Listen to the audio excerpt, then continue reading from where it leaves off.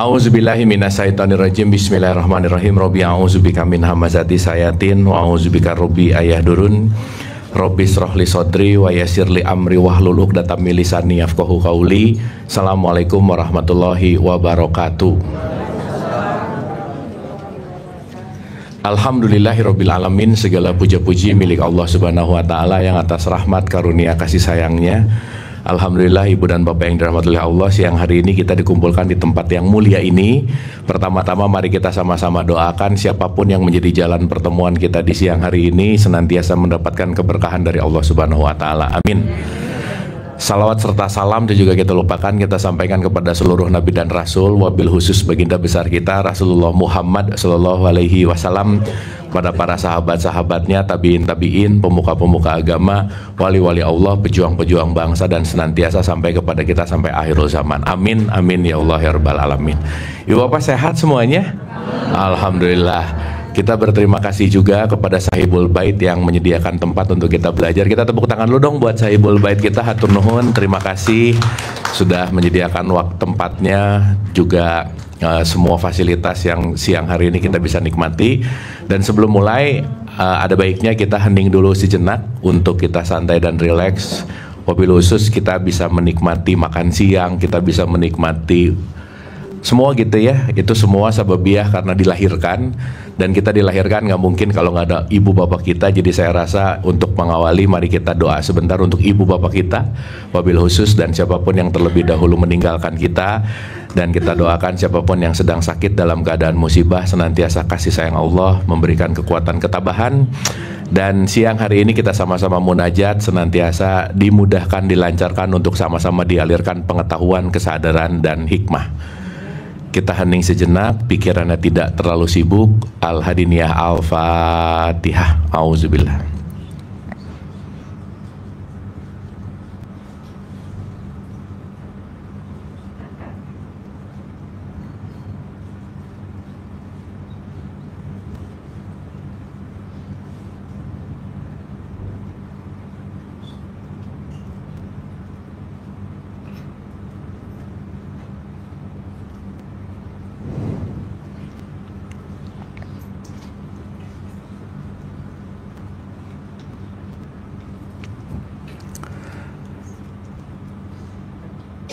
Amin, amin, amin ya Allah ya rabbal alamin. Terima kasih ibu dan bapak. Dan seperti biasa kita hari ini belajar bersama. Jadi saya mau disclaimer dulu bahwa saya bukan mau ceramah, bukan mau tausiah, bukan mau mengajari gitu, tetapi kita sesama murid yang belajar bersama gitu. Setuju bu pak? Setuju ya. Dan kita hari ini dialog, karena saya sudah ulang-ulang bahwa nggak ada orang yang berubah karena sering dikasih ceramah gitu ya. Nggak ada orang yang berubah karena sering dikasih wejangan, karena perubahan datang dari kesadaran dan latihan. Jadi siang hari ini kita belajar bersama, diskusi bersama, dan yang paling penting kita belajar bertumbuh bersama gitu. Ini pertemuan ketiga ya ibu bapak. Jadi kita masih pelajaran basic dulu, boleh ibu bapak? Ibu bapak diem gini, oke ini. Ini belum mulai nih. Iya, aduh udah siang ya, habis makan padang gitu ya, nasi. Udahlah. Ya ini kayaknya saya ngomong sendiri ini ya. Diam-diam udah pada diam, nggak ada yang jawab, bahaya nih gitu. Oke, ibu dan bapak, ada yang masih ingat nggak pertemuan terakhir kita bahas apa? Wah gawat. Ya, tapi nggak apa-apa sih ibu bapak ya. Pengajian di mana-mana juga gitu sih ya. Nggak ingat sih bahas apa terakhir tuh, nggak ingat rata-rata ya. Oke, kita hari ini, atau ada topik nggak? Ada mau dari topik atau question gitu? Ada sesuatu yang mungkin ibu bapak pengen bahas apa gitu? Nanti mungkin kita relate kan? Ada sesuatu yang mau dielaborasi gitu? Atau mau ngikutin aja? Ngikut aja ya? Ya benar, berarti ibu bapak malas mikir ya, udah ya, fix. udah. Ibu mangga. Apa bu? Kenapa udah gencatan senjata Palestina masih Oh iya, itu urusan mereka sih bu. Ya, ibu nggak usah pusing lah ya. Nggak susah jawabannya, gampang banget justru. Iya, kan urusan mereka lah. Oke, kita akan bicara ya satu poin saya rasa, karena masih dalam topik basic ya, baru pertemuan ketiga tuh baru icip-icip gitu ya, Ibu dan Bapak baru simpel-simpel gitu. Jadi saya rasa kita back to basic, karena saya yakin Ibu Bapak ini kan pengajiannya udah pada lama, betul nggak? Pengetahuannya udah banyak banget. Jadi mainnya di langit mulu gitu. Nah, orang yang sering main di langit kadang-kadang lupa membumi gitu, Bu. Ya, gitu ya. Jadi kita back to earth, boleh ya? Kita back to basic, karena jangan-jangan yang di sini sibuk terus tapi yang roots-rootsnya jadi lupa gitu. Itu sih poinnya. Oke, saya akan mulai dulu dari perspektif yang pernah kita bahas, Ibu Bapak, bahwa kata kunci ketika kita bicara dalam tradisi Islam itu selalu diawali dengan konteks innalillahi wa inna ilaihi rajiun. Betul ya? Oke ya, kita udah bahas ya, innalillah itu semua berasal dari Allah, dan ilaihi rajiun kita akan kembali. Jadi kata kuncinya adalah selalu jangan lupa konteksnya itu adalah pulang atau kembali gitu. Makanya Ibu Bapak kalau pernah haji, umroh, tawaf pasti tidak mengikuti jarum jam tapi mengarah atau kebalikannya dari jarum jam, betul nggak? Kenapa coba? Nah, karena kita mau kembali. Ini saya umroh ulang-ulang, haji udah pernah, nanya ke mutawif. Kalau saya tanya, Mas atau Yai, kenapa sih kalau tawaf tuh nggak ngikutin jarum jam? Rata-rata jawabannya apa coba? Udah pokoknya gitu aja gitu. Ya. Jadi kadang-kadang emang kita ngerjain sesuatu juga nggak ngerti-ngerti amat gitu. Kita komplain sesuatu nggak ngerti-ngerti amat gitu. Kenapa? Karena majority dalam perspektif teologis itu rata-rata yang kita lakukan adalah dogma dan doktrin, pokoknya katanya, dan si critical thinkingnya emang nggak jalan di situ gitu. Makanya ya sorry to say, kita udah pernah bahas bahwa Indonesia adalah negara yang nomor 2 paling religius sedunia, tapi korupsinya juga gede gitu, Bu, Pak. Betul ya? Indonesia tingkat religiusitasnya kayak yang oke banget gitu, tapi ya sorry to say, kita gimana ya bahasanya, netizen paling tidak beradab itu di Asia tuh kita, Indonesia, Bu, gitu. Jadi kalau kita mau ngomongin bangga menjadi Indonesia yang Islam, ternyata Islamnya tuh bukan konteks esensi tetapi kemasan gitu ya. Pertanyaan saya, kita ini orang apa manusia, Bu, Pak? Diam-diam gini Ibu Bapak. Hah? Kemarin waktu Ramadan yang disuruh puasa orang apa manusia? Ayatnya hai manusia beriman atau hai orang-orang beriman? Nah, jadi yang disuruh puasa manusia apa orang? Oh, tadi manusia, sekarang orang.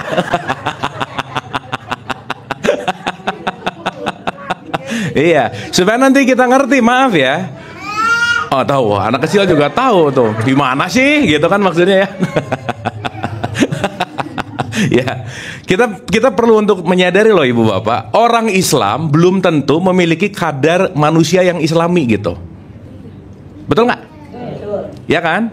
Nah sekarang pertanyaannya, kalau kita tidak mengerti esensi tadi, akhirnya kita akan muter-muter di wilayah keorangan, di wilayah identitas yang udah pernah kita bahas, tapi kita lupa bahwa esensi value kita bukan terletak pada orangnya, bukan terletak pada identitasnya, bukan. Kenapa? Karena value tidak terletak pada tampilan, pakaian, kemasan, religion yang ada di KTP, bukan itu poinnya. Jadi maksud saya Ibu Bapak, meskipun KTP kita Islam belum aman gitu. Karena yang Islam itu baru KTP-nya. Dirinya belum tentu Islami, belum tentu. Gitu ya. Sehingga sekarang konteksnya bahwa saya selalu ulang-ulang gitu ya, kalau kita merasa cukup dengan identitas tapi tidak menjadikan konteks yang namanya Islami sebagai kesadaran, ya akhirnya kita hanya menjalankan ritual agama tapi tidak menjadi Islami gitu. Dan saya selalu menggarisbawahi ya Ibu Bapak, sorry to say, kebanyakan orang itu tidak memeluk Islam tapi memeluk tafsir Islam gitu. Yang dipeluk tuh tafsirnya, jadi berantem. Makanya sekarang orang kunut nggak kunut ribut, betul nggak Bu Pak? Atahiyatnya gini sama gini berantem gitu. Rakaat si taraweh 11 23 ribut gitu. Urusannya tuh hal-hal yang dalam tanda petik nggak esensi gitu. Nah oleh karena itu di pertemuan basic kita yang ketiga ini, kita mungkin akan one step lebih dalam lagi tentang pemahaman konteks Islam tuh yang mana sih gitu. which Islam gitu. Karena kalau kita bicara dalam konteks hanya menjalankan ritualnya, ya oke-oke aja sih. Tetapi nanti bagian mana sih, bagian diri kita yang mana sih yang perlu kita sadari sebagai keislaman gitu. Oke, Ibu Bapak? Sip ya? Oke, berarti kata kuncinya adalah pulang, atau kita bicara tentang konteksnya namanya adalah kembali gitu. Kembali.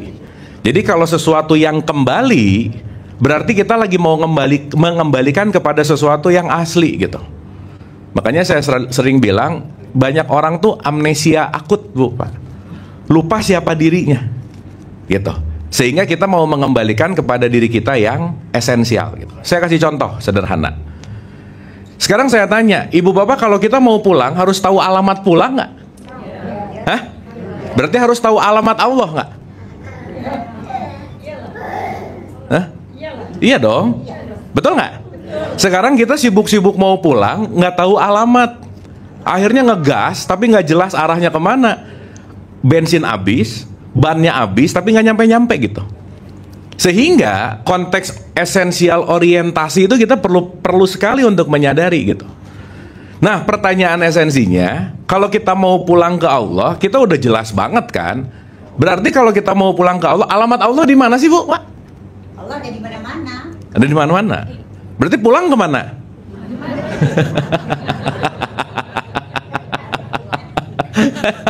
Betul nggak? Oke nggak ini? Iya kan? Makanya kenapa, Bu, Pak, maaf ya, perspektif kalau kita ngomongin Nabi Muhammad tuh selalu bilang gini loh, awaludin ma'rifatullah. Awalnya tuh kenal dulu gitu. Kenapa? Gimana kita mau menyembah kepada sesuatu yang kita nggak kenal? Cuman ngomong namanya, meneriakan, tapi nggak ngerti apa yang kita teriakan dan namanya gitu intinya. Gitu ya. Makanya kenapa konteks pembelajaran basic kita ini kita sebut sebagai pemahaman atau perjalanan meniti ke dalam untuk mengenal Allah gitu. Karena Ibu Bapak, tidak semua orang meneriakan Allahu Akbar kenal sama Allah, belum tentu loh, Bu, Pak. Sama halnya gini lah, orang tahu tentang ilmu akhlak belum tentu memiliki akhlak yang baik, belum tentu. Ilmu akhlaknya bagus, Bu, Pak, tapi apakah dia berakhlak? Belum tentu. Ngomong Allahu Akbarnya tiap hari, tapi apakah dia mengenal Allah? Belum tentu juga gitu. Nah, maka poin yang 2 pertemuan kemarin kita bahas, mungkin saya rangkum dulu bahwa perjalanan kita ini mau pulang, nggak bisa enggak, kita perlu banget juga tahu bahwa kemana arah kita pulang. Sampai sini oke, Bu, Pak? Clear ya? Dan nanti kita ngerti terus pulangnya gimana gitu. Contoh. Di surat 29 ayat 57, di surat 3 ayat 185, itu ada satu statement di Quran, kalimatnya gini. Kulun nafsin zaikatul maut. Pernah dengar itu nggak? Pernah. Oke. Apa sih artinya, Bu, Pak?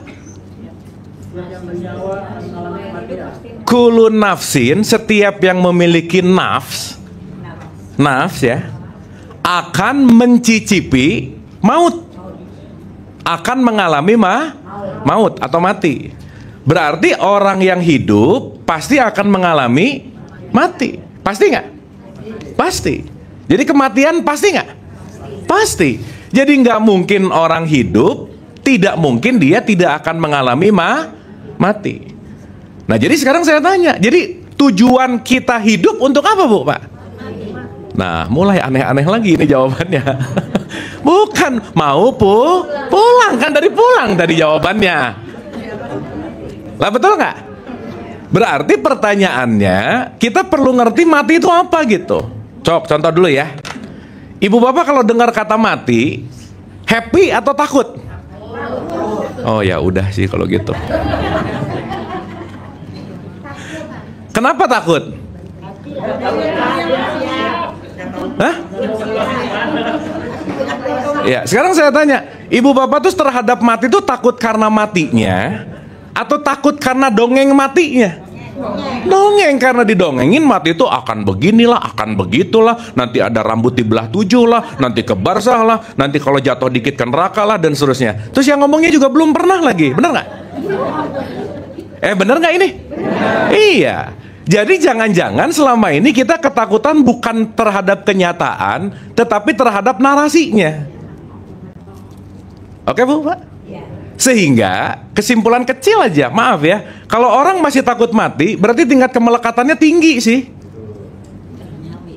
Iya, karena rata-rata orang takut mati, bukan takut matinya, takut kehilangan apa yang dia kumpulkan selama hidup di alam bawah sadarnya. Ya, ini saya kasih analogi. Ibu bapak kita pemanasan dulu boleh ya? Belum mulai. Ini kita mau masuk nih hari. Kita warming up dulu supaya recap dulu dari 2 pertemuan kemarin. Contoh. Saya selalu ulang-ulang contoh ini. Kan kita pernah SMA ya ibu bapak? Waktu SMA di kelas jam terakhir bunyi bel kring. Mau pu? Dengar bunyi bel happy nggak ibu bapak? Kenapa happy? Mau pulang.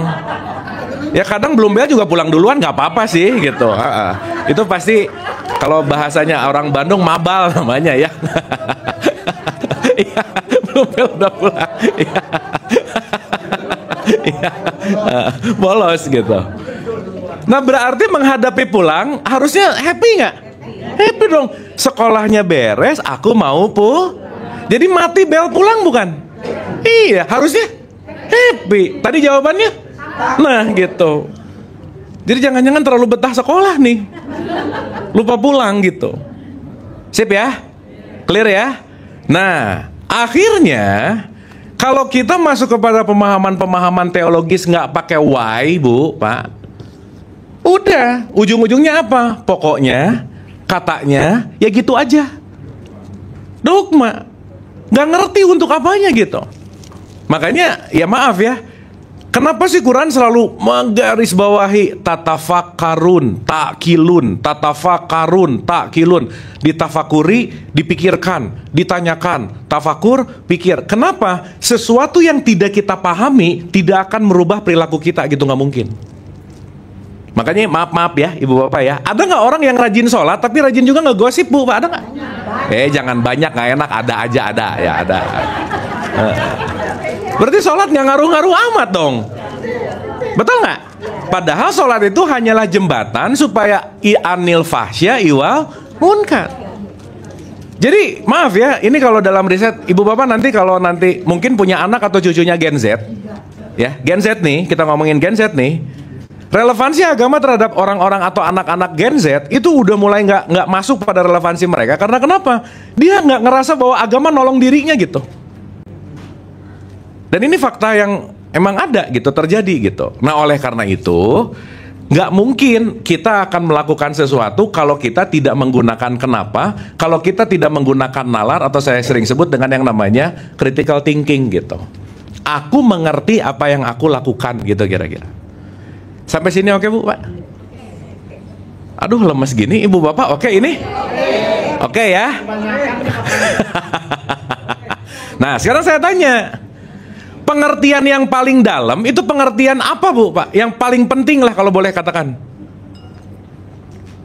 Menurut ibu bapak, ilmu tertinggi yang paling penting untuk kita punya apa? Yang kita punya. Ya, yang kita punya, yang kita perlu tahu. The best knowledge, pengetahuan tertinggi, puncak dari semua pengetahuan yang perlu kita tahu apa sih? Allah, ikhlas, apa lagi? Takwa, oke. Ada lagi? Ibu bapak jawab aja, nggak apa-apa kan kita rada tebak-tebakan sedikit ya, nggak apa-apa. 1. Man arafah nafsah, faqad arafah robah. Kalau kamu mengenal dirimu, kamu mengenal Robmu. Berarti pengetahuan tertinggi dalam hidup yang paling esensial pengetahuan tentang siapa? Diri. Karena kalau kita nggak tahu tentang pengetahuan diri, pasti jadi orang yang nggak tahu diri.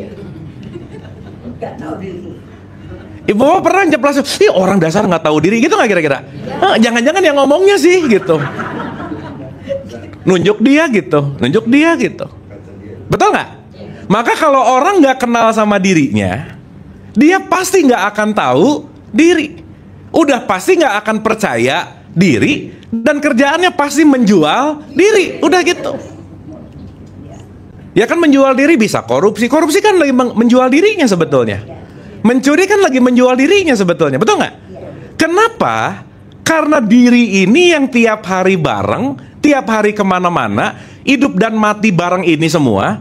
Dan saya selalu garis bawahi ibu bapak, sorry tuh saya tidak pernah akan ada orang yang menyayangi kita sebaik kita menyayangi diri kita sendiri. Titik, udah. Betul nggak bu pak? Gak akan ada siapapun yang akan care sama diri kita, tergantung dari bagaimana kita care terhadap diri gitu.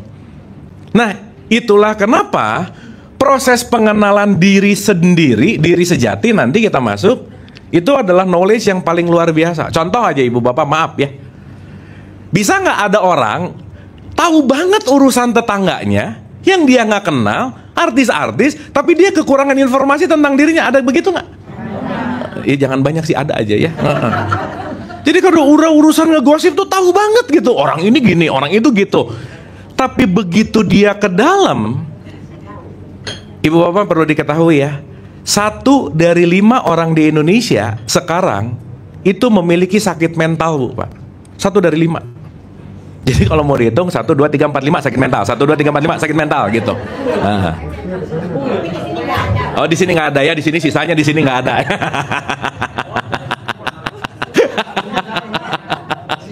Iya. Kenapa? Karena dia tidak bisa, tidak mampu mengenal mekanisme dirinya gitu.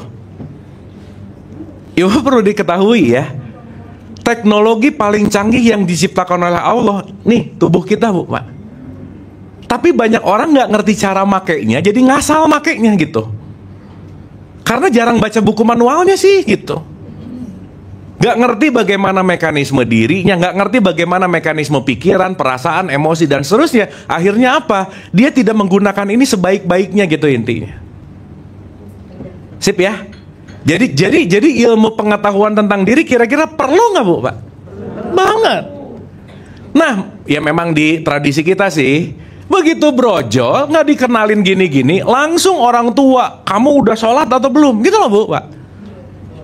Betul nggak?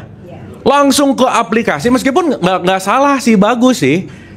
Tapi sesaat kita nggak ngerti apa mekanisme sholat dengan diri, apa mekanisme puasa dengan diri, rata-rata ngerjain ritual itu cuman menggugurkan kewajiban.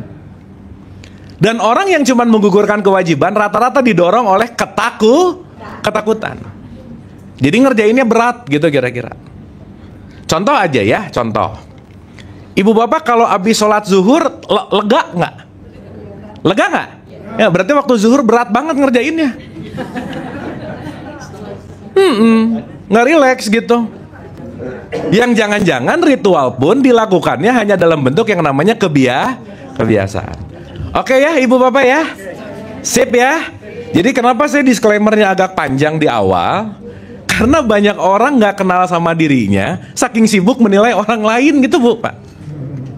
Itu kalau pakai bahasa yang kekinian disebut alienated soul.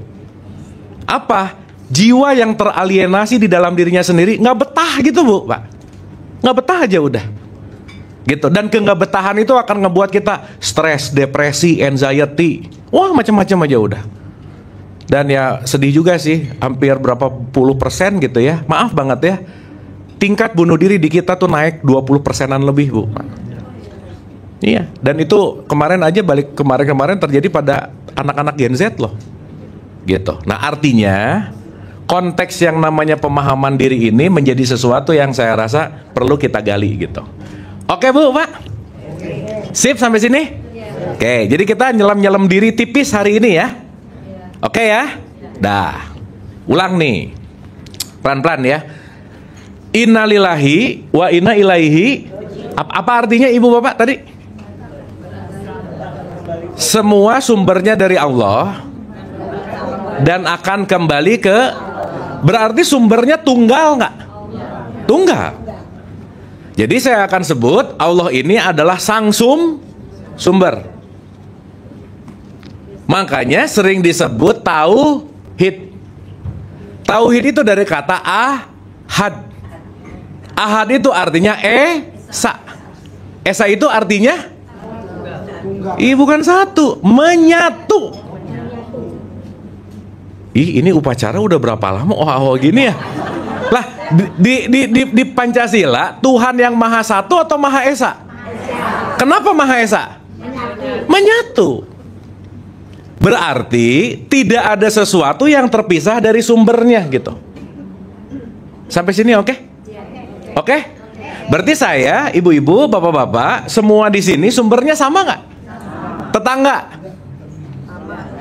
Yang jauh di mana-mana? Sama. Semua sumber dalam perspektif ini tidak ada sumber yang berbeda. Semuanya datang dari sumber yang sama. Sampai sini oke? Clear ya? Oke. Berarti seruangan ini yang sama apanya? Sumbernya. Tapi jadi beda-beda nggak perilakunya? Jadi beda-beda nggak tampilannya? Maka saya mau bagi dua dulu. Ada yang langsung datang dari pusat, ada yang dibentuk oleh lingkungan. Yang langsung disebut namanya fitrah. Makanya pembahasan terakhir waktu kita ngomongin Idul Fitri disuruh kembali kemana? Ke fitrah. Fitrah itu origin. Fitrah itu adalah sesuatu yang langsung datang dari Allah gitu kira-kira. Oke? Clear? Oke. Hari ini kita pembaganan dulu nama-namanya dulu ya ibu bapak ya. Supaya nanti seenggaknya ngerti, oh ada nama ini, ada nama ini, ada nama ini gitu. Ya. Contoh. Saya satu statement dari Quran misalnya di surat 32 ayat 9 misalnya. Di surat 32 ayat 9 itu ada kalimat gini. Setelah kusempurnakan, aku tiupkan ruhku. Aku tiupkan apa? Sip. Ditiupkan apa sekali lagi? Berarti semua ruh itu adalah percikan tiupan. Kalau tiupan dan yang meniup satu sumber nggak kira-kira? Yes. Oke? Berarti kita hidup dari tiupan. Maka guru saya ngomong gini ke saya, Abu, kamu boleh benci banget sama orang, tapi cari orang yang nggak narik oksigen yang sama kamu katanya. Sip, saya bilang. Saya cari satu-satu, Bu. Mau benci nih sama orang nih, dia narik napas bareng. Nggak jadi gitu. Dia benci lagi sama ini, narik napas bareng. Makanya sama siapapun kita benci, kita exhale, dia inhale, kita exhale. Betul nggak? Tarik nafas, ditarik, gitu nggak kira-kira? Iya. Kalau nggak ada yang namanya nafas, hidup nggak ibu bapak? Berarti mau kita benci, mau kita suka, mau kita kenal, mau kita nggak, mau beda suku, bangsa, ras, dan agama, kita semua satu udara. Betul nggak? Makanya disebut saudara. Iya kan, saudara. Berarti kita narik udara yang sama nggak? Dari sumber yang sama nggak? Ya kenapa pada berantem gitu? Kurang oksigen. Yang jelas kurang rendang sih ya. Paham ya? Oke ya? Jadi at least kalau kita udah ngelihat siapapun udah bukan konteks fisikalnya aja, kita ngelihat esensinya. Nah, itu makrifatnya oke lah gitu kira-kira. Karena tingkat makrifat seseorang kepada Allah nggak akan ada yang sama ibu bapak, nggak ada yang sama. Kenalnya tuh nggak ada yang sama gitu. Oke sampai sini? Aduh kalau mas gini ibu bapak oke? Oke? Nanti kita latih ibu bapak ngelihat siapa aja, oh dia narik udara yang sama, aku narik udara yang sama. Ya tetap aja dikeluarin. Ya. Supaya apa coba ibu bapak? Supaya mengurangi tingkat benci satu, ngurangin tingkat julid gitu misalnya. Karena kalau kita nggak sadar-sadar kayak gini, ingat nih. Tadi rumusnya apa ibu bapak? Nggak kenal diri, pasti nggak percaya diri, pasti nggak tahu, pasti menjual. Nah udah ingetin itu rumusnya. Kalau laku bener sih. Ini kita belum ngomong laku atau enggak sih ya. Oke sampai sini? Oke? Makanya nanti di 3 pertemuan yang akan datang kita akan bahas hukum semesta. Hukum semesta nomor 1 itu disebut the law of oneness. Kita ini satu kesatuan yang nggak bisa terpisah. Ya paham ya? Clear ya? Oke. Jadi ada sumber namanya Allah. Percikan sumbernya namanya ruh. Namanya apa bu pak? Berarti ruh langsung datang dari Allah nggak? Sip, mantap. Nah kalau kita ngomongin diri sejati, ruh inilah yang disebut sebagai yang namanya fitrah. Nah sekarang saya tanya nih, ya, ini udah oke nih. Ada dua opsi ini ya. Mana yang benar? Kita ini ruh yang dikasih jasad atau jasad yang ditiupkan ruh, yang mana? Nah, biasanya kalau habis saya nanya langsung jawab itu asbun namanya ya. Dengerin dulu pertanyaannya, dengerin dulu. Dengerin dulu. Iya, dengerin dulu. Kan ini ngomong dulu mana yang primer, mana yang sekunder, mana yang subjek, mana yang objek. Ya. Sip ya. Kayak Bapak pokoknya saya mau menghindari ngedongeng aja ya, nggak apa-apa ya. Saya mau banyak nanya gitu. Kenapa? Supaya mikir. Karena kalau nggak berpikir nggak berubah gitu loh Bu, Pak. Ada tua nggak pada mikir.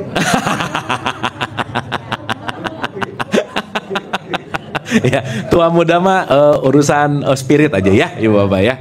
Ulang. Nih, Ibu Bapak perhatikan subjek dan objeknya, primer dan sekundernya. Kita ini ruh yang dikasih jasad. Berarti kalau duluan subjeknya adalah ruh, primernya adalah ruh, oke? Oke. Atau jasad yang ditiupkan ruh, berarti primernya adalah Sekarang saya tanya, yang primer itu ruhnya atau jasadnya?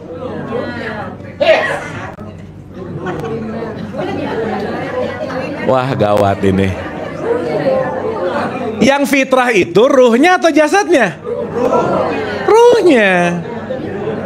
Berarti yang namanya jasad ini tidak fitrah. Kenapa nggak fitrah?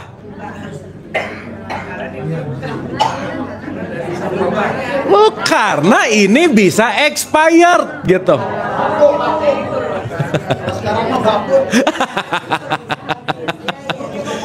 Paham Bu, Pak? Sip ya? Kelak ujung-ujungnya si jasad ini mentok Bu, Pak, mentok. Tanah kusir aja udah. Betul nggak? Sekarang saya tanya, kalau ilaihi rojiun yang pulang, kemasannya atau isinya? Isinya. Ruhnya. Maka mengelola jasad dan mengelola ruh itu dua hal yang berbeda. Ibu Bapak tadi makan siang, itu pengelolaan jasad atau ruh? Nah gitu. Nah jangan-jangan jasadnya terus yang dikelola, ruhnya mismanagement gitu loh Bu. Makanya ada jasmani, ada ruhani. Sampai sini oke? Clear? Oke, gambar dulu ya. Jadi ada bagian luar namanya jasmani, yang di dalamnya adalah ruh. Jadi diri kita sejati itu yang jasmani atau yang ruhani? Kita ini adalah ruh yang lagi dikasih kesempatan belajar jadi manusia. Esensi kita tuh ruhnya. Dalam perspektif ini ya, esensi kita itu adalah keilahiannya gitu. Jadi Ibu Bapak maaf ya, kalau kita sebut ruh ini tuh quote and quote, itu tuh langitan gitu. Kita tuh makhluk langit yang lagi ke bumi bentar, yang nanti mau pulang. Jadi kita lagi makhluk langit yang amnesia gitu loh Bu, Pak. Lupa keruhanian ya. Kenapa? Kelamaan pakai baju tubuh. Akhirnya kelamaan menjasad, menubuh. Akhirnya jasmani ini nanti sering disebut materi gitu. Contoh-contoh ya. Yang punya bobot beban gramasi kilogram itu ruhnya atau jasadnya? Jasad. Kan nggak ada. Mas ruhnya berapa kilo? Nggak ada. Tapi berapa berat badan? Karena badan itu urusannya sama materi. Jadi maksud saya Ibu Bapak, kalau hidup terasa berat, jangan-jangan terlalu materialistik gitu kira-kira. Materi banget gitu. Quote and quote ya. Sehingga orang yang tidak meruhani, apalagi nggak balance, itu pasti chaos. Maka balancing antara ruhani dan jasmani itulah PR keseharian dalam hidup ini gitu. Tapi kan harus kenal dulu. Karena Ibu Bapak maaf ya, urusan-urusan gini banyak yang nggak ngerti dan yang nggak kenal siapa sih sang fitrah gitu kira-kira. Sampai sini oke Ibu Bapak? Sip? Paham ya? Dah ya. Nih, Berarti seruangan ini yang sama apanya? Sip, mantap. Yang beda? Ngelihat satu-satu beda nggak? Tapi isinya sama nggak? Gitu kira-kira.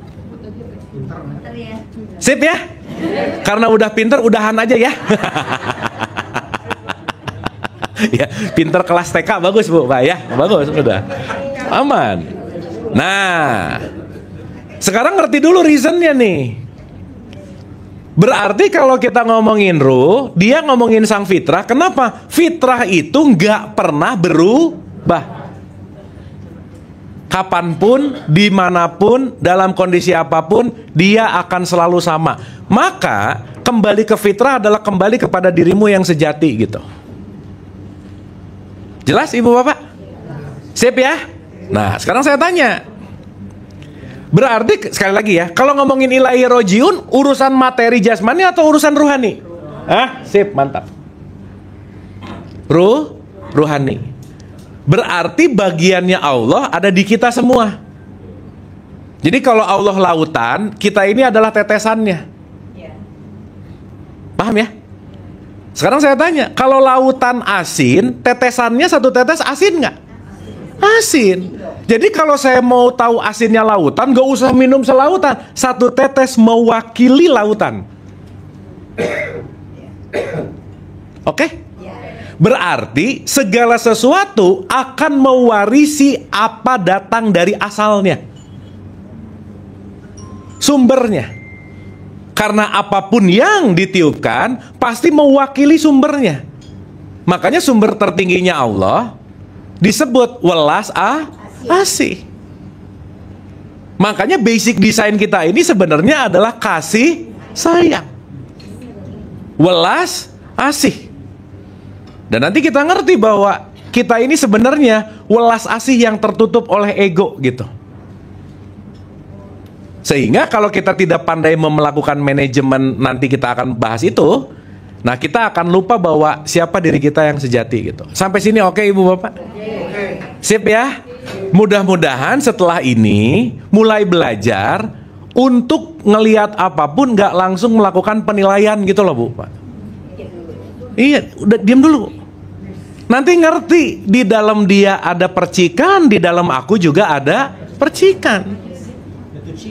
Nah, makanya nanti di Al-Baqarah 115 ada kalimat, kemana saja kamu menghadap, di situ wajah Allah. Oke Bu, Pak? Sip ya? Duh, lemas gini Ibu Bapak, oke ini? Dapat tapi ya? Sip ya? Dah. Ngomongin ruh nanti pertemuan ke-20 Bu Pak, jauh, masih lama. Kita ngomongin yang cetek-cetek dulu hari ini. Iya. Iya, nanti masih 17 pertemuan lagi. Kita dari luar dulu dong ya, baru nanti pelan-pelan masuk ke dalam. Nah, dah. Sekarang gini. Orang ketika melihat segala sesuatu, dia bisa merespon dengan kebaikan atau keburukan. Betul Bu Pak? Sip.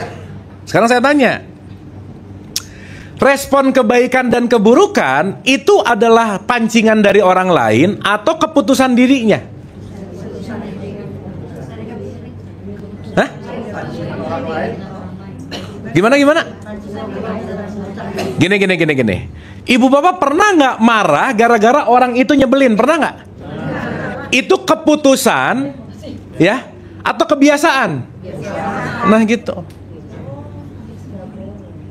Berarti kalau dilakukan gara-gara kebiasaan namanya reaktif. Apa Bu Pak? Reaktif. Melakukan sesuatu yang gak pengen-pengen banget dilakukan, itu namanya reaktif.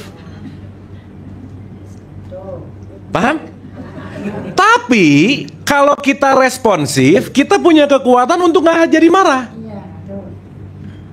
Jadi ada reaktif, ada responsif.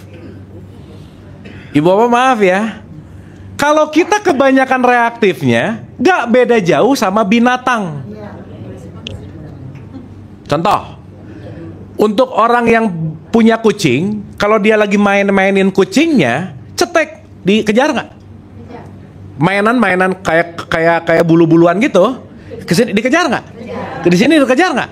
Dia reaktif terhadap apa yang terjadi di luar. Itu kucing. Betul nggak? Berarti kalau kita reaktif sama terjadi yang di luar, nah gitu kira-kira. Jadi kalau aku marah gara-gara dia nyebelin, nah reaktif tuh. Sekarang saya tanya ibu bapak, ya saya tanya, ibu bapak pernah ketemu orang nyebelin kan? Oh ya sering ya, oke. Nah, ya kalau jawabannya sering, wah gawat nih ya. Ya. Sekarang saya tanya bu, pak ya. Ibu bapak ingetin satu orang yang nyebelin sekarang, sok diingetin. Kalau masih ada. Terus ibu bapak ingetin si orang yang nyebelin ini, kira-kira sifat apa yang ibu bapak nggak suka? 2 aja. Dah aja, ini boleh dikasih jadiin PR. Sadarilah ibu bapak, saat ibu bapak ingat orang yang nyebelin terus ngomong aku tuh nggak suka kalau dia gini, kalau dia gitu. Semua yang ibu bapak nggak suka di orang itu ada di dalam dirimu pasti. Kalau enggak berarti denial namanya. Karena nggak mungkin itu datang kalau tidak dari dalam diri kita. Betul nggak? Sip ya? Berarti pertanyaannya kalau kita benci sama orang ini memang nyebelin atau aku menciptakan makna dia menyebalkan, yang mana? Makna. Jadi yang bermasalah orangnya atau makna kita? Gitu.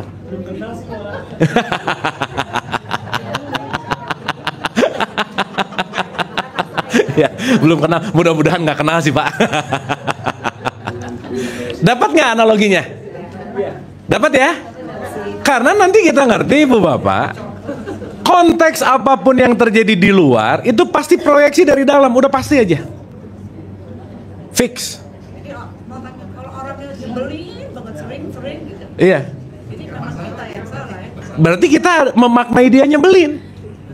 Sekarang saya tanya, kalau mau ngebuat diri kita damai, rubah orang itu bukan? Nggak bisa, mending kitanya ngerti. Kita ngerti dia tuh nyebelin gitu. Iya betul bu. Tapi ibu masih ngegas ya, kita ngerti dia nyebelin gitu. Iya bener, nggak apa-apa bu.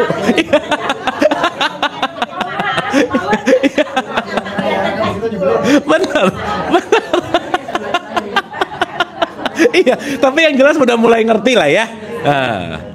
Karena ibu bapak maaf ya, maaf banget nih. Jangan pernah berharap orang lain berubah, titik, udah gitu aja. Nggak bisa. Iya, itu namanya unrealistic expectation, nyari sesuatu yang nggak ada. Nah, gitu. Sip ya? Berarti pertanyaannya, bisa nggak kita ngerubah faktor eksternal? Sip, mantap. Itu dulu tuh. Karena kalau kita mengharapkan eksternal yang berubah, pasti habis waktu, banyak kecewa, udah pasti aja. Fix. Nah, kenapa saya muter jauh dulu ke sana ke sini? Saya cuman mau nanya satu. Yang menyebabkan kita benci dan gak benci, itu bagian ruh kita atau jasmani kita? Hah? Kan ruh sumber nih. Ruh kan suci, bener lah, anggap dulu begitu. Wadahnya jasad, jasmani. Betul? Berarti penyebab kita suka nggak suka, benci enggak, bete enggak, julid enggak, itu ruhnya atau jasmaninya? Bukan, di tengah-tengahnya namanya jiwa gitu. Oh iya belum, iya benar. Ya, oh ya, ibu bapak maaf ya, pertanyaannya yang salah, nggak apa-apa ya. Ya nggak apa-apa sih. Ya, pertanyaan memang selalu salah sih ya. Oh nggak ada ya. Sip ya. Paham ya?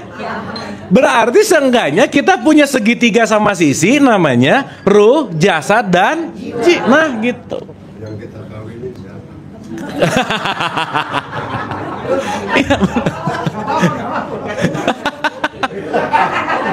Ya, ngejebak pertanyaannya. Iya, supaya ibu terjebak di sini aja gitu. Nah, di luar jangan.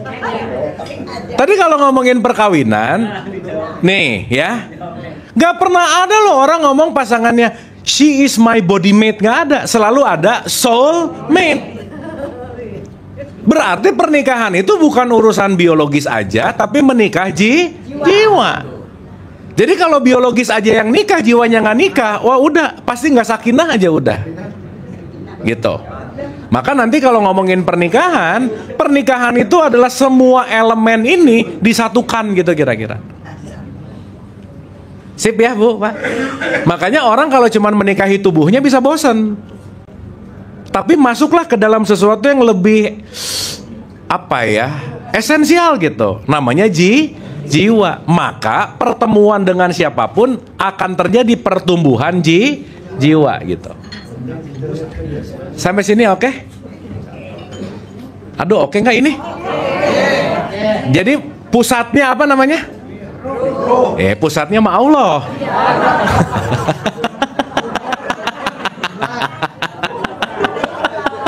Wah gawat. Pusatnya Allah, ya. Percikannya ruh. Oke? Aplikasinya namanya jiwa. Wadahnya namanya nah gitu. Nah, empat-empatnya ada di mana? Di sini. Dah gitu. Makanya nanti Allah disebut aku meliputi. Kalau Allah meliputi, ada nggak sesuatu di luar Allah? Gak ada dong Bu, Pak. Berarti kalau nggak ada di luar Allah, maaf nih ya, kembali ke Allah perlu jarak nggak? Enggak. Perlu tempat tertentu nggak? Enggak. Anytime. Berarti kembali ke Allah bukan bergerak jasadnya, tetapi naik kesadaran dari level yang paling rendah ke level paling tinggi gitu kira-kira. Oke? Sip? Makanya yang kemarin haji, kalau nggak masuk ke percikan dan ke sumber, dia cuman wisata fisik, udah. Sholat nggak nyampe ke ruh dan ke sumber, dia cuman olahraga, udah. Jadi nanti yang paling banyak dikerjain itu adalah konteks jasmaniahnya, syariatnya, ritualnya, tapi tidak melibatkan unsur spiritualnya gitu loh Bu, Pak. Contoh. Ibu Bapak, sholat itu kegiatan jasad atau kegiatan jiwa? Yang mana? Dua-duanya. Kan ada gerakannya, tapi numbuhin juga jiwa kan? Bener nggak ini?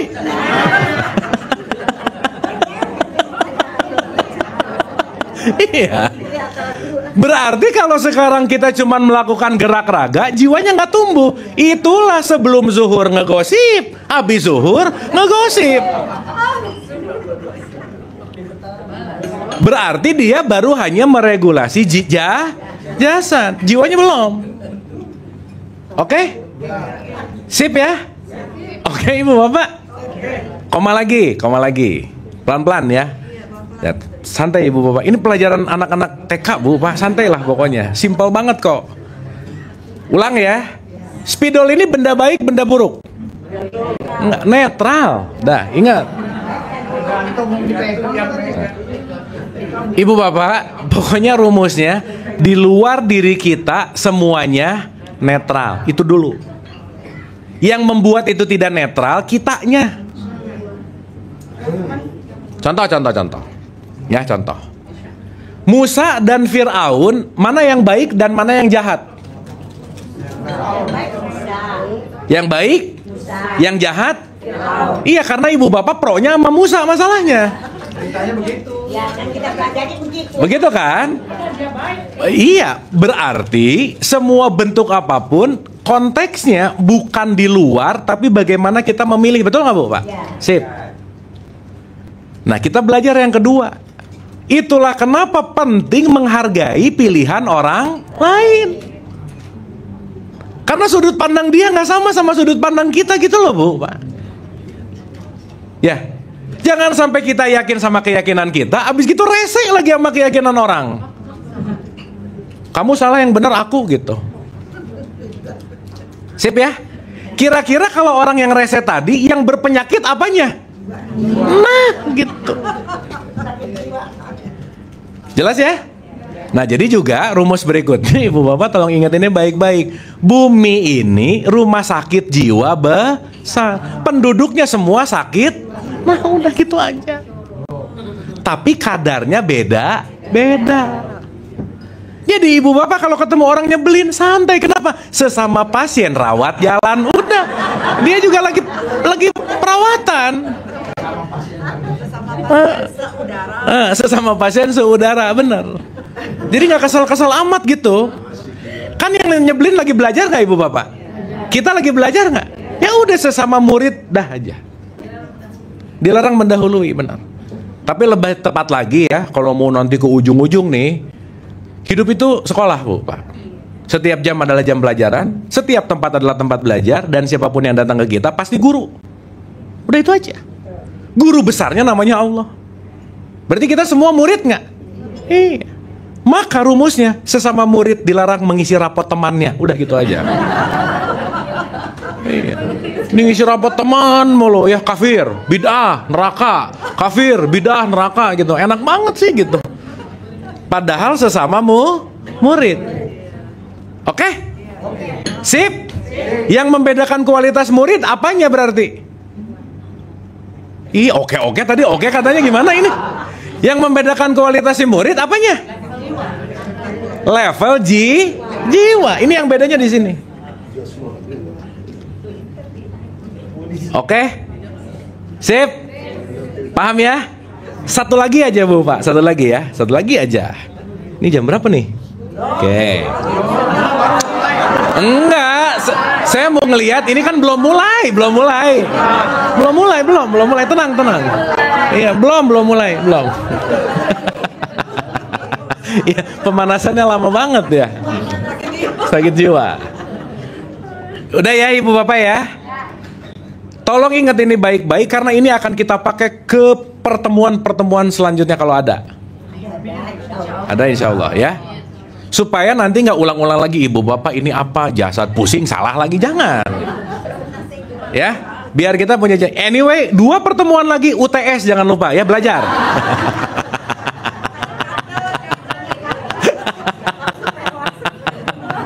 Ya, oke, ingat ya. Sumber itu Allah, kita sebut aku satu. Aku berapa? Percikan ruh disebut aku 2. Oke? Jiwa disebut aku 3. Jasad disebut aku. Sip, mantap. Jadi tadi lagi makan, lagi ngasih nutrisi aku berapa? Oh, mantap. Kalau lagi kesel, bermasalah dengan aku berapanya? Oh, mantap, sip. Beres Bu Pak, kita pulang. Paham ya? Paham ya? Dah ya. Ini eksibit 1 pemanasan. Abis ini kita mulai. Saya review dulu eksibitnya. Ulang nih. 1, ilmu tertinggi adalah ilmu pengenalan diri. Berarti diriku punya layer. Punya apa Bu Pak? Layer tuh lapisan. Kayak kue lapis tuh. Kayak kulit bawang. Potong, kotornya keluar hilang jadi putih, udah semua. Kayak kulit bawang gitu. Oke?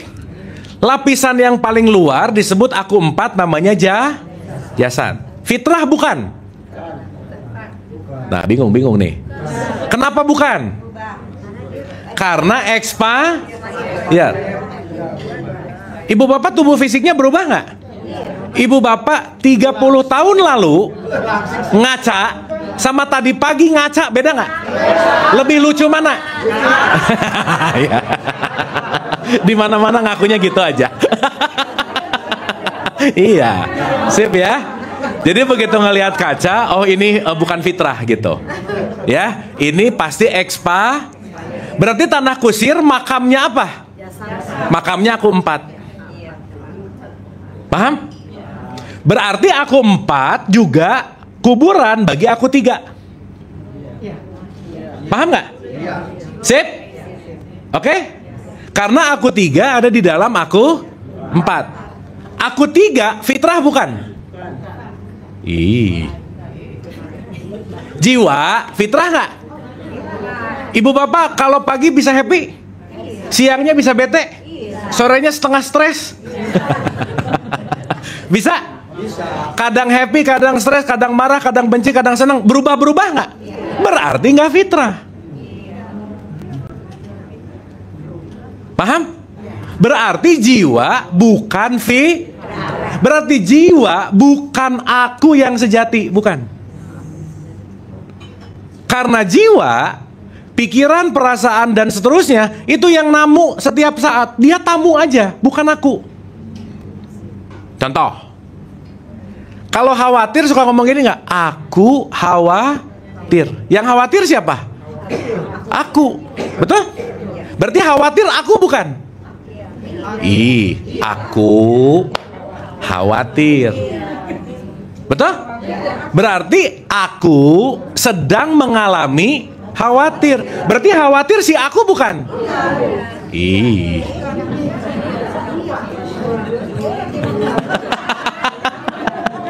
Ya gini. Ya gini. Aku punya botol. Punya nggak? Berarti botol aku bukan? Nah, paham? Aku punya tangan. Tangan aku bukan? Bukan. Aku punya nama, namanya Abu. Abu aku bukan? Bukan. Aku punya jabatan. Jabatan aku bukan? Bukan. Semua itu adalah yang ditempelkan di dalam konteks yang namanya identitas. Pusing nggak?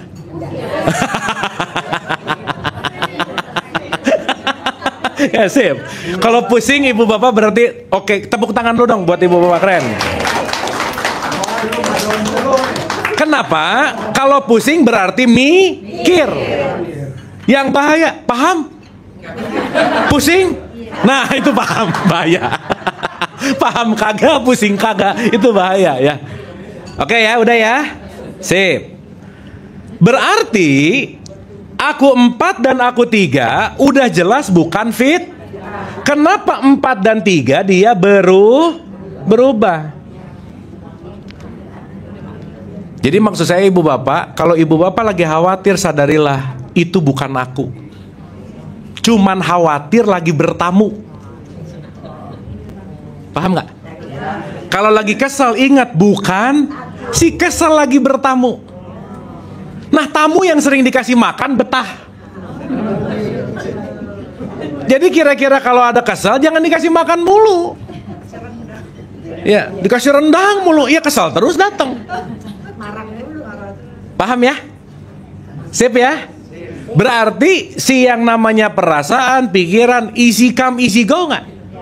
Jadi ibu bapak jangan percaya amat sama pikiran dan perasaan. Karena pikiran dan perasaan bukan dirimu. Paham ya? Oke ya? Ibu bapak pokoknya sekarang tahu dulu namanya aja ya. Ngerti nggak belakangan? Serius, ngerti nggak belakangan? Yang penting tahu dulu pemetaannya gitu. Sering dengar kata kolbu nggak? Iya, kolbu tuh hati nurani. Beda sama perasaan nanti. Makanya nanti dalam perspektif tasawuf, si jiwa nanti lapisannya banyak bu, pak. Tapi at least ngerti dulu, ada bagian yang berubah, ada bagian yang tidak berubah. Sip? Oke? Oke? Berarti ibu bapak waktu datang kesal tamu bukan? Terserah ibu bapak mau ngasih makan ibu bapak jadi marah-marah. Kalau nggak kasih makan ibu bapak tetap damai. Your choice. Tamu. Fix. Makanya hidup ini latihan. Jadi kalau datang dijamin aja deh Pak. Disaksikan namanya. Makanya di dalam tradisi Islam nomor 1 bukan disuruh percaya. Aku bersaksi. Kalau kita bisa menyaksikan marah kita bisa mengontrol mau merespon apa gitu. Paham ya?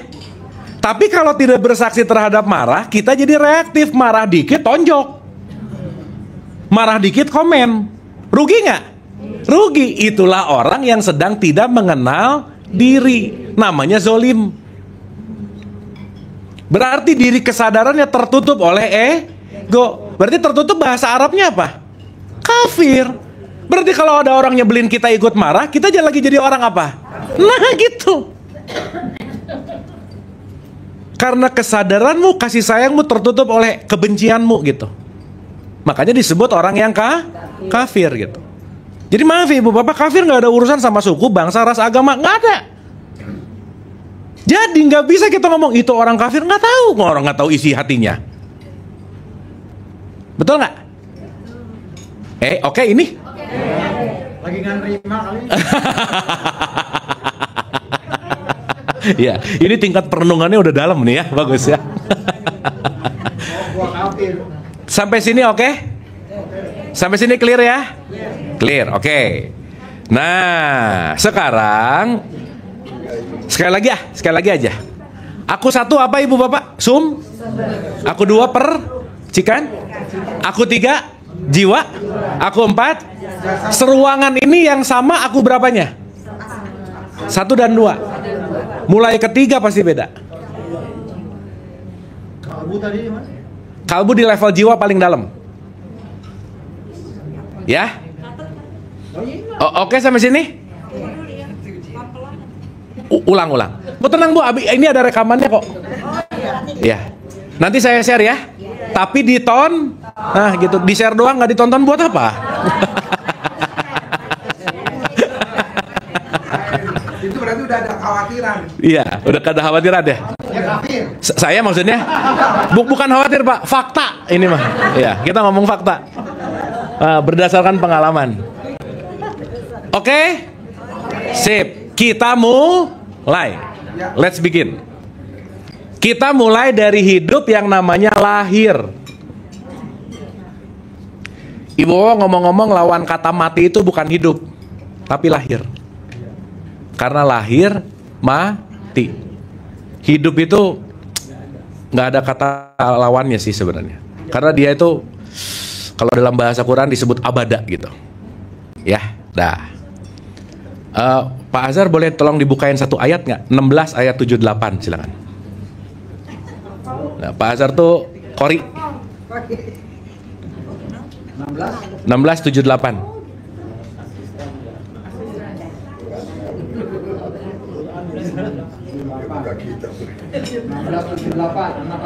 Ya. Dan Allah mengeluarkan kamu dari perut ibumu dalam keadaan tidak mengetahui sesuatu pun. Oke, tahan dulu.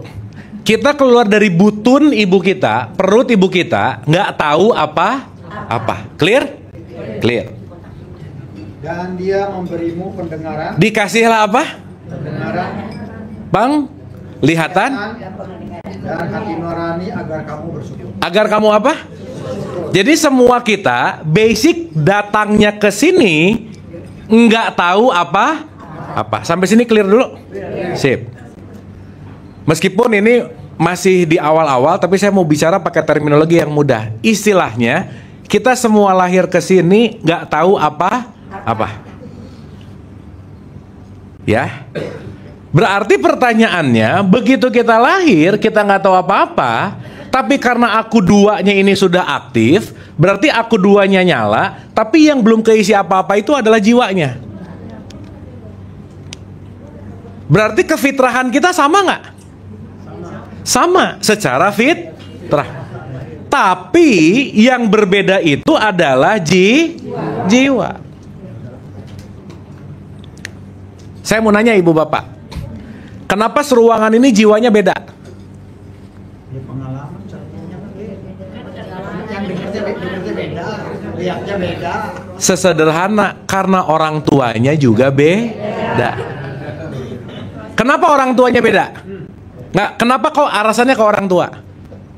Karena orang tua yang membentuk jiwa kita. Suka nggak suka, mau nggak mau, jiwa kita dipahat, diinstal oleh ibu bapak kita. Contoh, ada orang dilahir di keluarga yang berbeda. Secara aku dua, suci nggak? Suci dong. Tapi kesucian itu ternodai oleh informasi, oleh program, oleh pengetahuan. Pertama kali orang yang menginstal program kita itu orang terdekat, itu namanya ibu bapak. Kalau ibu bapaknya juga bukan ibu bapak kandung, pokoknya intinya kita brojol, kita bareng sama siapa, dia yang akan menginstal jiwa kita gitu. Contoh ya. Ada anak A lahir di tradisi Islam dan agak konvensional. Di A nih. Temennya B lahir, ginilah. Ibu bapak kalau saya lahir di Vatikan, kemungkinan besar Islam nggak? Ibu bapak jadi Islam milih atau ditempelin sama orang tua? Nah udah gitu kira-kira. Berarti kan bisa jadi kita Islam tempelan, betul nggak? Karena lahir udah Islam, ngerasa paling Islam. Maka kadang-kadang orang yang ngerti Islamnya agak lebih dalam, justru yang pindah ke Islam karena dia belajar dulu gitu kira-kira. Betul nggak? Yang Islam dari lahir biasanya nggak tahu-tahu amat tentang apa, ya udah yang penting udah Islam dari lahir gitu. Bangga pula. Habis itu ngerasa paling surga lagi gitu. Padahal mati nggak bawa KTP, betul nggak Bapak? Nggak bawa. Jadi waktu malaikat nanya apa agamanya Islam, mana buktinya? Aduh, KTP ketinggalan, repot. Iya, karena mati bukan urusan fisik, bukan. Anyway, ya contoh nih. Si A, nih, ini ada dua orang, A dan B. Dia lahir di A, program orang tuanya merah, diinstal warna merah. Dia lahir di B, program orang tuanya hitam, diinstal hitam. Berarti otomatis A dan B punya jiwa warnanya merah dan punya jiwa warnanya hitam, betul nggak Bu Pak? Yang membentuk jiwanya siapa? Orang tuanya. Kita diinstal gitu. Nah, contoh, si A dikasih tahu sama orang tuanya, nah, selain agama kita, agama Islam neraka. Dia akan punya perspektif itu nggak di hidupnya? Pasti diinstal. Di luar Islam neraka, di luar Islam neraka. Dah. Terinstal nggak itu? Siapa yang install? Orang tuanya. Di mana orang tuanya ini juga diinstal dari orang tuanya. Turun temurun. Makanya disebut aba anak, Islam turunan. Makanya di surat 5 ayat 104 dibilang, kamu mau ngikutin Allah atau Rasul? Enggak, saya hanya mengikuti bapak-bapak saya mengerjakan. Udah pokoknya dari dulu juga gini sih. Betul nggak? Berarti jangan-jangan kita mengindahkan tradisi tapi bukan mengindahkan kebenaran. Jadinya kebiasaan. Yang menarik, kebiasaan ini sudah menjadi suara besar terbanyak. Jadi mayoritas. Makanya ibu bapak sekarang kadang-kadang sesuatu yang benar ditentukan sama viral atau enggak. Betul nggak? Padahal yang viral belum tentu benar. Berarti suara mayoritas tidak menentukan kebenaran. Jadi kalau yang mayoritasnya sakit jiwa, ya, yang sadar justru disebut orang gila. Contoh. Satu ruangan ada 10 orang. 9 gila, 1 waras. Berapa orang Pak? 10. 9 apa? 1. Yang disebut orang gila yang mana? Kenapa? Kalah jumlah masalahnya. Betul? Makanya Nabi Muhammad begitu jadi nabi disebut orang apa dia? Orang gila. Kenapa? Dia berbeda dengan pemikiran yang banyak. Jadi sekali lagi ibu bapak, berbeda belum tentu salah. Jangan gara-gara beda terus disalahin. Jangan-jangan kitanya nggak ngerti. Mau dikit-dikit, oh ini paham baru, padahal yang ngomong baru paham, nggak tahu. Betul nggak? Dan jangan lupa, kita punya limitasi pengetahuan.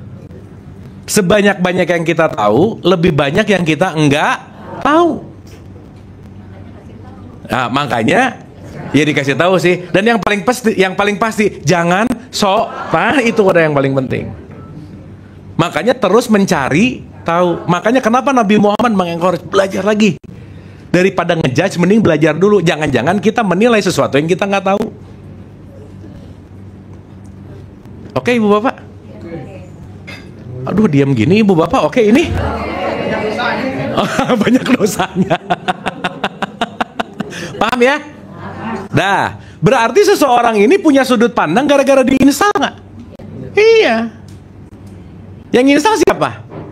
Orang tua, lingkungan. Anak yang lahir di lingkungan penjudi, buat dia judi it's fine, Bu, Pak. Tiap hari lihat judi. Anak yang lahir di lingkungan pencuri, buat dia nyuri oke-oke aja. Maka jangan lupa, setiap anak adalah imprint dari orang tuanya. Jadi kalau sekarang ibu bapak komplain sama anaknya, ya, komplain sama yang installnya gitu. Contoh, pasti. Tapi yang paling besar siapa pengaruhnya? Orang tua. Iya. Iya. Dan yang pengen punya anak siapa? Orang tuanya. Anaknya tahu-tahu brojol, ibu bapaknya lagi happy-happy, gua juga nggak mau amat datang, bener nggak? Loh, bener nggak ini? Iya. Jadi yang harus berbakti siapa? Iya sih. Masa gua yang pengen lu yang berbakti gimana sih gitu? Kan nggak nyambung. Oke ya, sampai sini ya. Ya nanti kita bahas itu. Nah, berarti saat kita lahir, ibu bapak maaf ya, 1 detik kita lahir, kita langsung terpapar oleh virus. Virus yang namanya program. Bahasa kerennya namanya matrix. Bahasa agamanya, saya mau nanya dulu. Sok saya mau nanya ya. Ibu bapak kita ini hidup di bumi atau di dunia? Nah, mulai pusing nih. Ayo, tiap hari kan doa Robbana Atina Fi. Jadi kita hidup di dunia, hidup di bumi.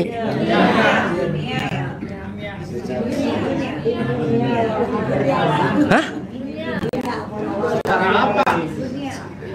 Kita nih hidup sekarang, detik ini, di bumi apa di dunia? Allah punya rencana menjadikan khalifah fil ard atau fi dunia? Adam itu khalifah fil ard, menjadi khalifah di muka bumi. Betul? Jadi kita hidup di dunia apa di bumi? Udah, kalau tadi salah sekarang ganti aja yang lainnya, udah.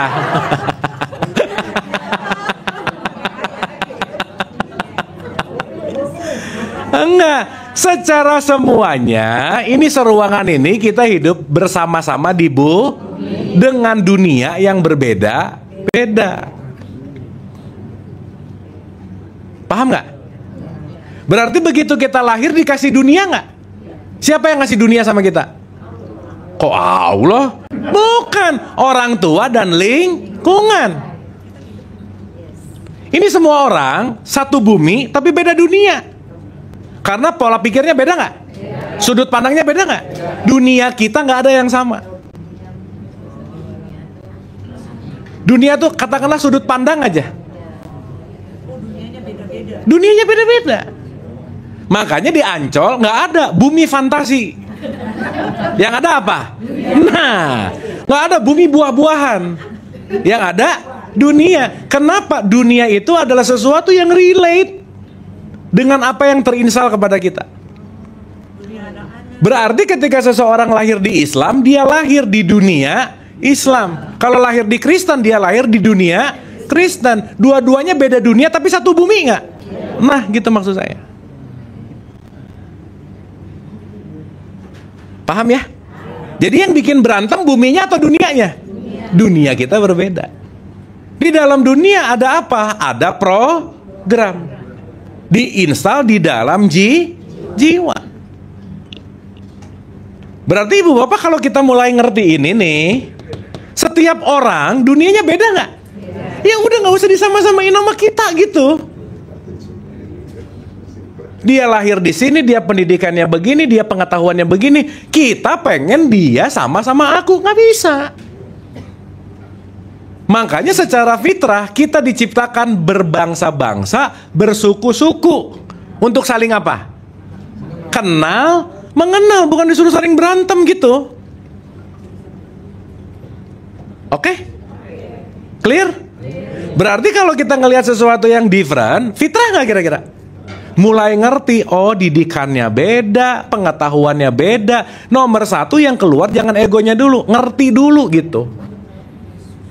Saat pengertian lebih besar dari ego, disitulah kita akan mendapatkan kedamaian gitu kira-kira. Karena bagi yang nggak ngerti, pokoknya gini, katanya gini, diikutin aja, diikut-ikutin, gini-gini. Kenapa? Udah yang lain juga gitu loh Bu, Pak. Gak ngerti-ngerti amat gitu. Cuman ya balik lagi sih, mayoritas 99% emang ikutan. Kenapa? Mayoritas tuh nggak mau mikir Bu, Pak. Mayoritas itu cuma ngikutin arus. Contoh, surat 6 116 Pak, sorry Pak. Supaya ada basicnya sedikit. 6 116.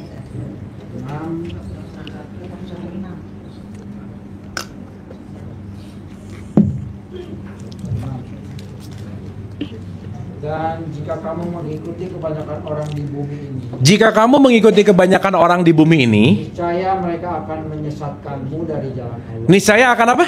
Akan menyesatkan. Jadi kebanyakan bisa jadi justru malah apa? Berarti yang viral mungkin nggak itu belum tentu kebenaran. Nah gitu. Lanjut. Yang mereka ikuti hanya persangkaan belaka. Yang diikutin cuman persangkaan, terus Dan mereka hanyalah membuat kebohongan. membuat Kenapa nggak ngerti-ngerti amat, nggak paham-paham amat, cuman pokoknya katanya yakin, udah aja. Doktrin. Jadi berantem.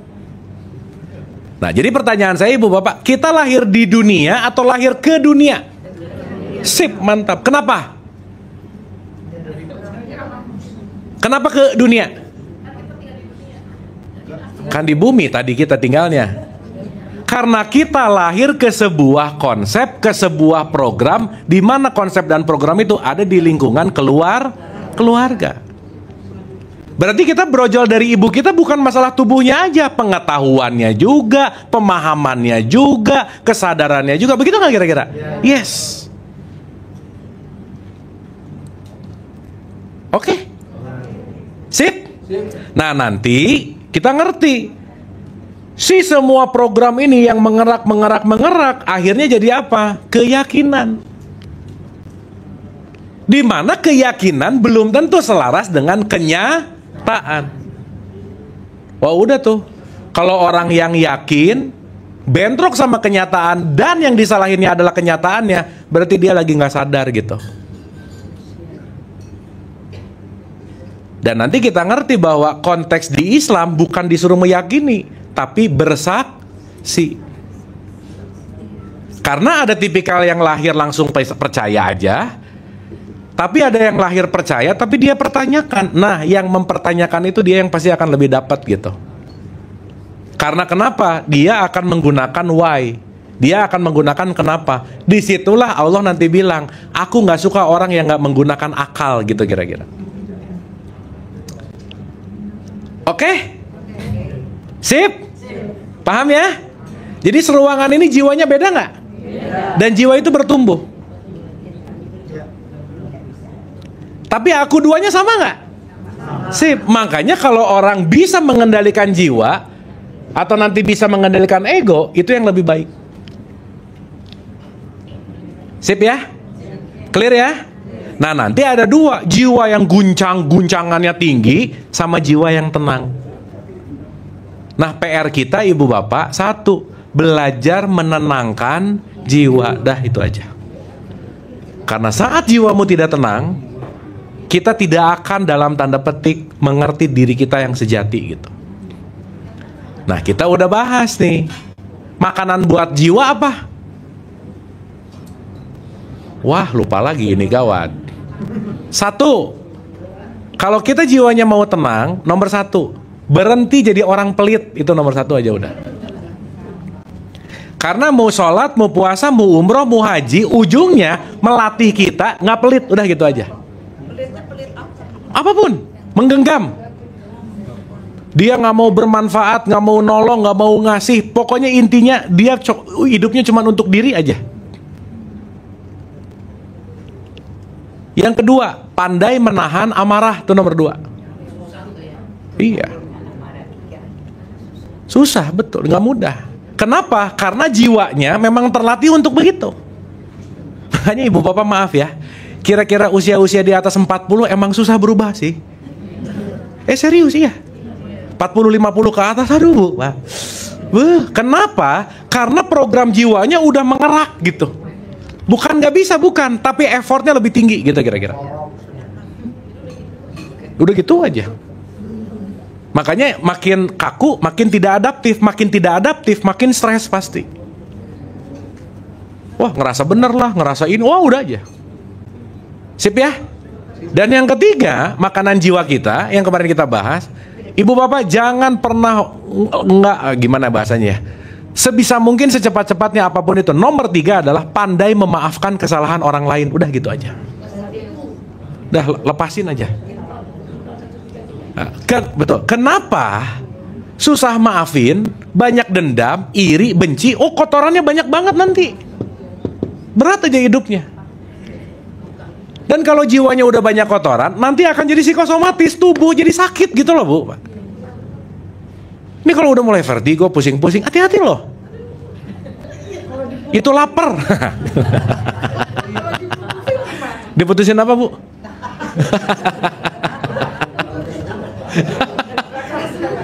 Iya. Urusan diputusin atau enggak bukan urusan yang mutusin, urusan kita mau nerima atau enggak kan sebenarnya. Iya. Kecuali bucin beda cerita. Nah, kalau bucin beda cerita. Tapi ngomong bucin di umur-umur gini kayaknya enggak deh ya. Oh, kata siapa ya? Ya udahlah ya. Nah, gitu kira-kira. Iya, emang yang mudah-mudah aja bu ya? Ya enggak benar. Ya. Oke ya, ibu bapak ya. Clear ya?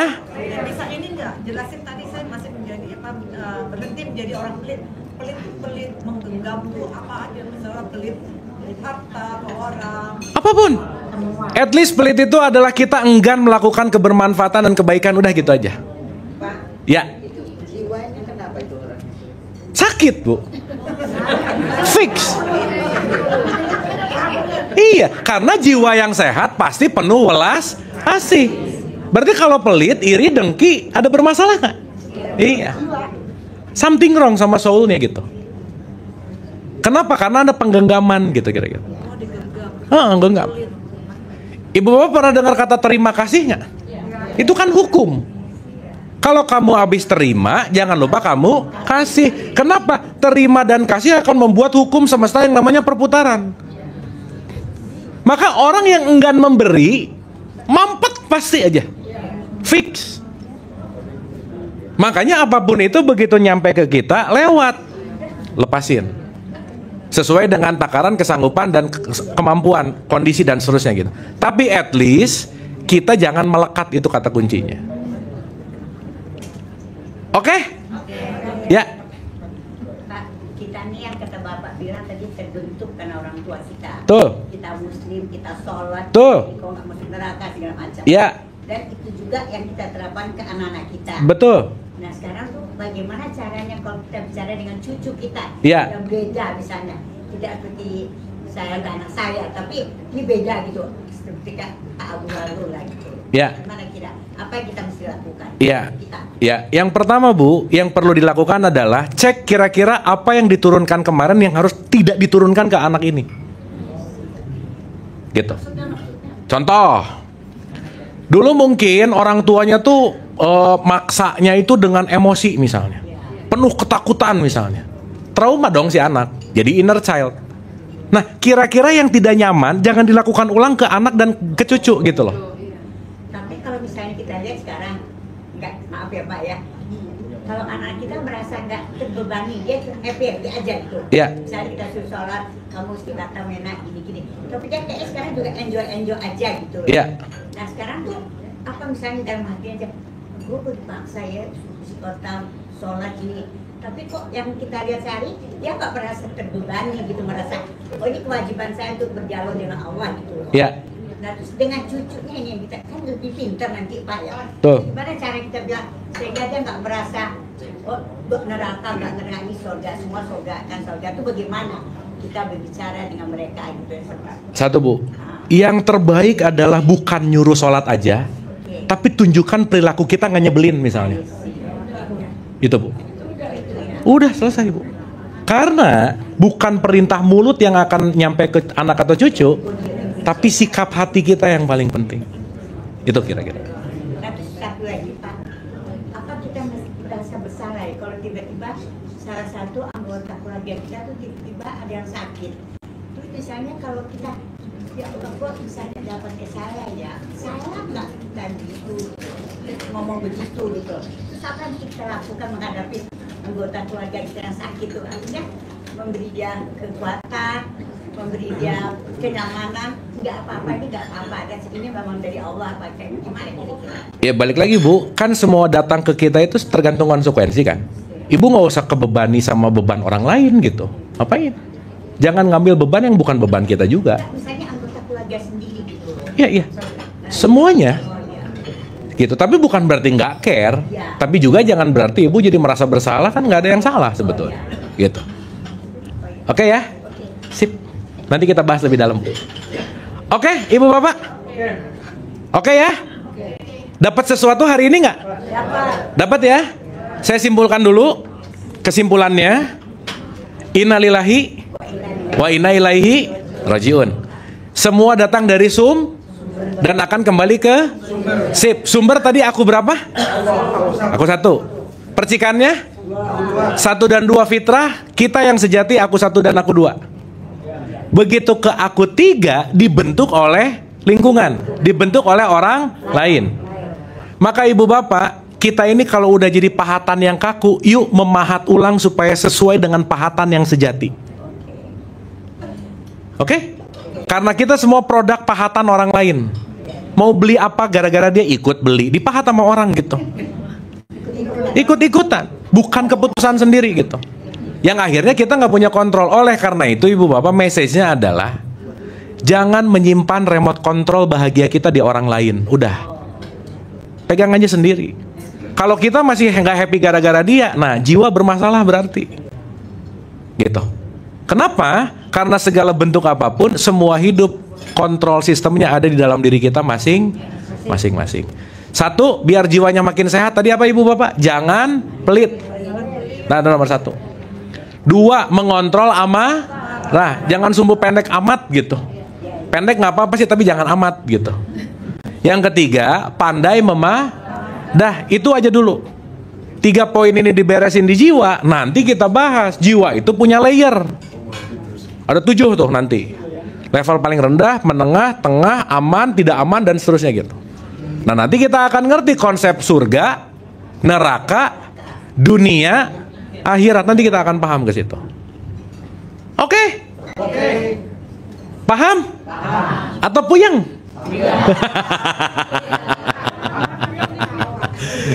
Ya, sebelum kita tutup, kita ya.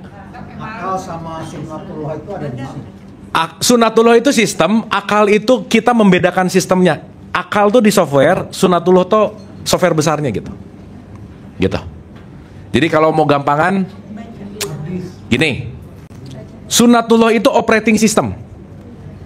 Akal itu aplikasi dan cara menggunakan aplikasinya gitu. Gitu aja simpelnya. Ya, nanti kita bahas.